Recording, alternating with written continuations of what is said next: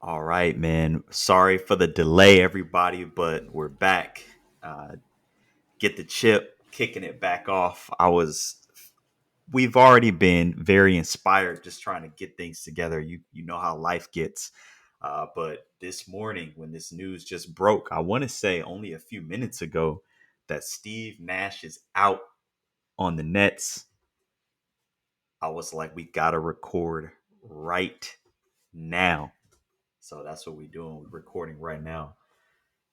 What do you think, man? What's your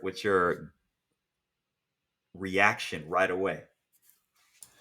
My reaction, man, is I'm not shocked because for me it wasn't the record. It was just reading the room, so to speak. The last few Nets games that I've watched, and honestly, I haven't watched everyone from start to finish this season, but the last two I've watched.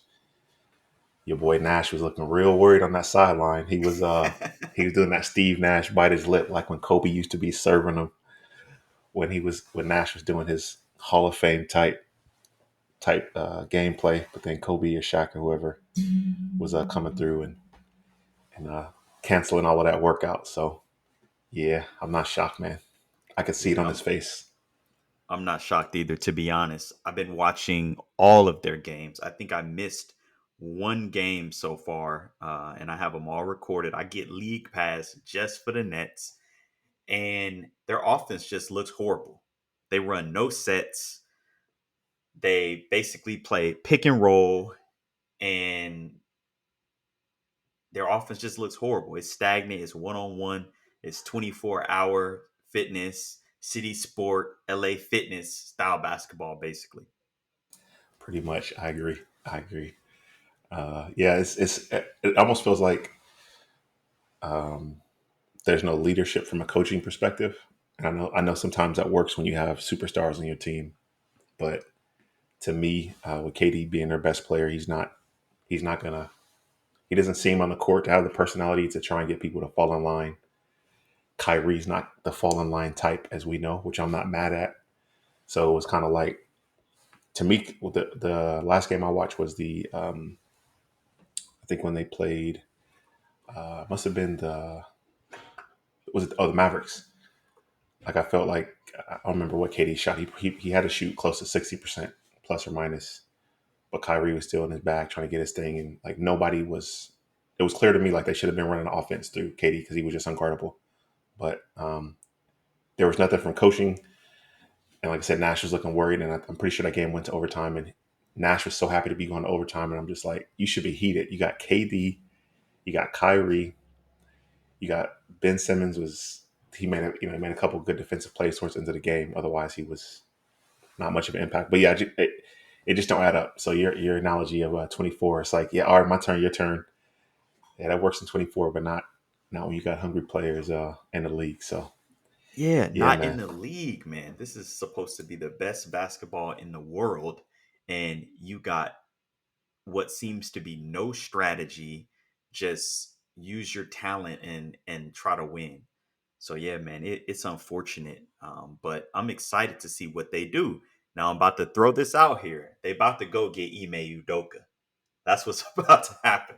My man was already on the Nets staff. They let him walk away, go to Boston. What he did with that team, and you know he's in a doghouse in Boston, and the Celtics organization has already said that they're willing to let him go take another job while he's suspended, that they won't stop that from happening. So I'm calling it right now. Udoka is in Brooklyn. And to me, that's exactly what they need because they need somebody who's going to focus on the defensive end. Steve Nash, it seems like he focuses supposedly on offense and he likes to try to play up tempo. But with those guys, we know that they can score. They can score whenever. So they need to have more of a defensive mindset and a game plan on defense, get them all working together on defense so they could get stops. And if they could get stops, then the sky's the limit. Yeah, no, I agree. I mean, on the last point, yeah, like yeah, it just felt like one Nash has never coached, right? So that's number one. Like he was a skills coach. Like I know he worked with the Warriors and others kind of in the background, but you can't coach. You can't just throw somebody in there to coach. Just think that Hall of Fame. a Hall of Fame player like Steve Nash, and then these other superstars are just going. It's going to come together. Definitely, it's not going to work. And then if you look at Steve Nash's career, like whoever said that he was necessarily a great defender, like he was there, keeping up with his who he was guarding for the most part, but defense wasn't his strong. So he was like crazily, like super, extremely efficient. And then of course, with so many years in the Mike D'Antoni system, defense was not even a thought. It was just trying to outscore your opponent. So yeah, that I didn't believe it was necessarily going to work, but I thought the talent would have been enough. But then also similar to like the Lakers, where it's not like the Nets have had a ton of games together with everyone playing, everybody healthy. Like they've had a weird, was it been like 4 seasons? I think 3. um, 3. Okay, so yeah, they've never really had an opportunity to play together. But I think yeah, Steve Nash isn't the one. Now Udoka, I didn't know that the Celtics said that. I didn't know that they said that he could pick up another job. If so, if he gets the next job, he's not going back to Boston. Like you can Oh forget it. yeah, it's over. It's over. He's not going back to Boston regardless. They're saying Yeah, that yeah, it's a suspension. Nah, man. The way that they put all that on Front Street, put him on blast. yeah. They leaked it all to the media. It's dead over there. If I was him, I wouldn't go back. I wouldn't trust the organization. But all this right here leads to this question. I have to ask you this question right now. Can Hoopers coach? Good hoopers, because we've seen so many different hoopers that are good try to go into this coaching arena, and it don't really turn out that great. I can't think of an example of a good hooper, somebody, not a rotation dude, not the fourth, fifth option, but like somebody who was a star in their own right. Can good hoopers translate into great coaches? That's a good question, man. Let me just think real quick. Give me like 5 seconds. I'm trying to think of all the coaches that I can think of that actually played that just weren't complete trash, but that were good coaches. Um, I can't think of one. yeah, I can explain why I agree with that theory, and I think it's two reasons. One, a player that was a coach that was a good player in the league. It's like they have two gears. Gear one is like you should listen to me because like when I was in the league, I was a pretty good player. They'll say that to a player that's not that good, right? Like a up and coming player, a young player, and those kinds of players can't necessarily handle that kind of coaching. That's on one side, and then the other side is when it's a coach that was a pretty decent player and they're talking to a player that is pretty good or is better than they'll ever be. They're kind of limited on what they can say, and they just defer to trusting that current player that's clearly better than where they are. So there's this weird dynamic where it's almost like to me it's an impossible situation versus a player that was garbage, knew he was garbage, but now he's a coach. He's not going to lean on his, well, I was good enough to tell a good player what they should do. And then he's going to understand a player that's not necessarily, a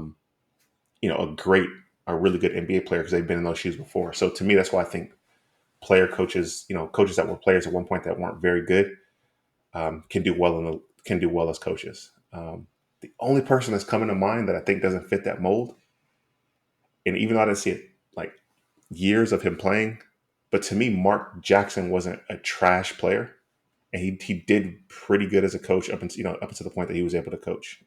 Yeah, I would agree. I would say that that's the closest because it's different now. I would say back in like the 90s, in those days, people who weren't great players kind of still had a star, you know? Yeah, Like Mark yeah, Jackson kind of starred in his role. Like Muggsy Bogues was a star, but he wasn't like a great player.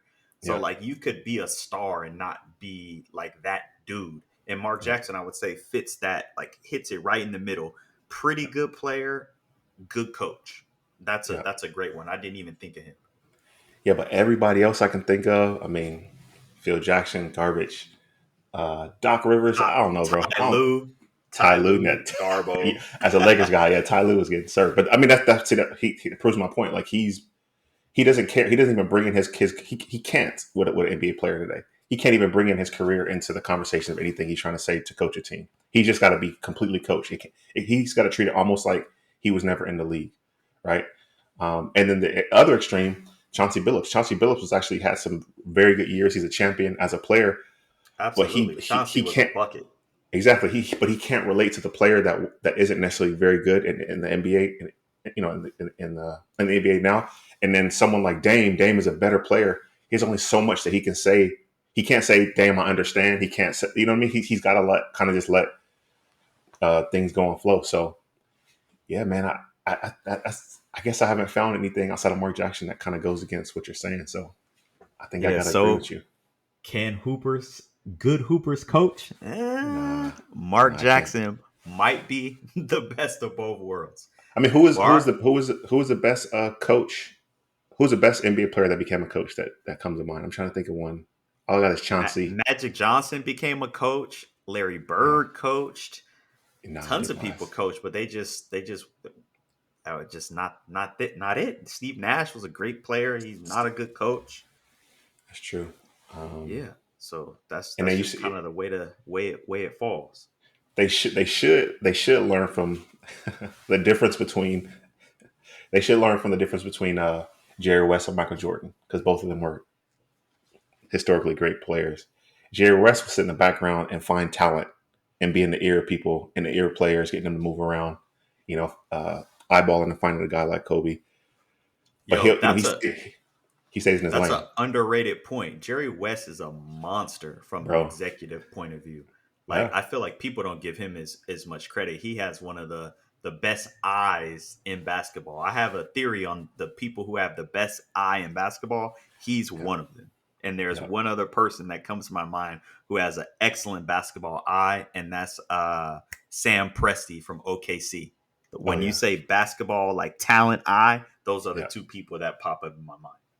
yeah. And then the other extreme, Jordan, where Jordan started off Oh with my goodness. Kwame Brown and so many other people. Like he does, Kwame he's the Brown. wrong person to look for talent. So I think you just got to find the niche for each ex NBA player. But yeah, I think you're right because I mean I can name a bunch of NBA players that ended up coaching and they were just horrible. So that's a good take. Yeah. Yeah. Well, all right, man. I'm so glad that we're back. Hopefully you guys enjoyed this little conversation. Let us know what you think. Should Steve Nash have gotten fired? Was it too soon, or should they have fired him before the season even started? Let us know what you think in the comments, and we'll be back with some more content super or very soon. All right, thank you guys. Later.